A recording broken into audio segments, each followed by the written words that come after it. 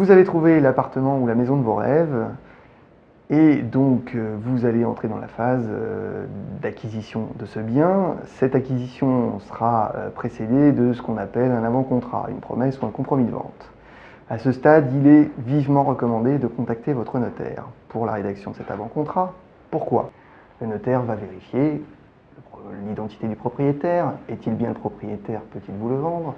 Et il va vérifier également le cadre juridique du bien que vous souhaitez acquérir, c'est-à-dire les circonstances exactes de sa construction par exemple, s'il s'agit d'une maison, a-t-elle fait l'objet d'un permis de construire, a-t-elle été construite conformément aux règles, et d'une manière plus générale, s'assurer de la sécurité juridique du bien que vous souhaitez acquérir.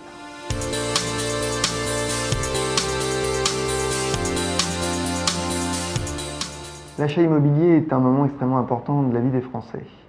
L'État a donc considéré qu'il fallait en assurer une sécurité la plus grande possible et a donc imposé que toute transaction immobilière se fasse 1. Par acte authentique, 2. Que cet acte authentique soit reçu par notaire.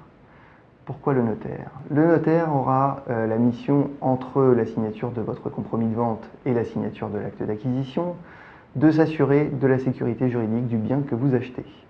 Il va donc vérifier au moyen d'un certain nombre de documents administratifs cette situation. Il va demander un état hypothécaire pour vérifier s'il existe des hypothèques sur le bien, que l'on peut en assurer la levée. Il va également demander des documents d'urbanisme à la commune dont dépend le bien, pour s'assurer qu'il n'y a pas de prescription particulière, d'arrêté de péril, de servitude qui pourrait rendre indisponible le bien. Il s'assurera également de l'origine de propriété du bien, pour que votre propriété future soit complètement sereine.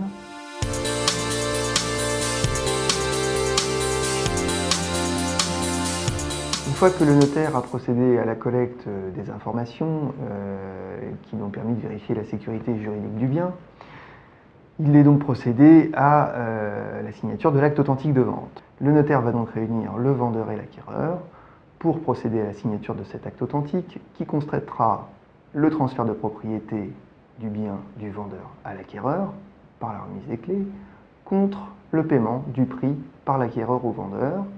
L'acquéreur remettra un chèque du montant du prix et des frais au notaire, le notaire faisant lui-même un chèque au vendeur, ce qui assure à ce vendeur la pleine sécurité du paiement.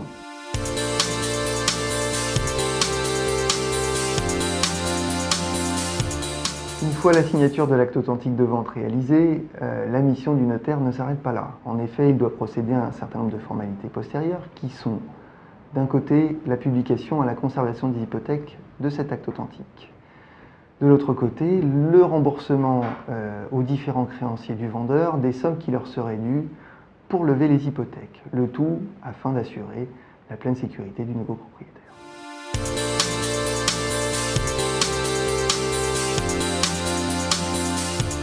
Lors de la signature de l'acte authentique d'acquisition, il est demandé à l'acquéreur des frais, que l'on appelle de manière impropre des frais de notaire.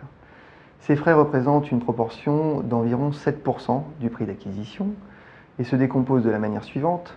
6% sont des taxes et impôts collectés par le notaire pour le compte de l'État et des diverses collectivités. 1% représente la rémunération du notaire. Il faut savoir que si vendeur et acquéreur souhaitent se faire représenter chacun par un notaire, cette rémunération sera divisée en deux entre chacun des notaires. Prenons l'exemple d'un prix d'acquisition de 200 000 €. Sur ces 200 000 €, les frais représenteront donc 14 000 €. 12 000 € seront des droits, taxes et impôts dus aux diverses collectivités. 2 000 € représentant la rémunération du ou des notaires.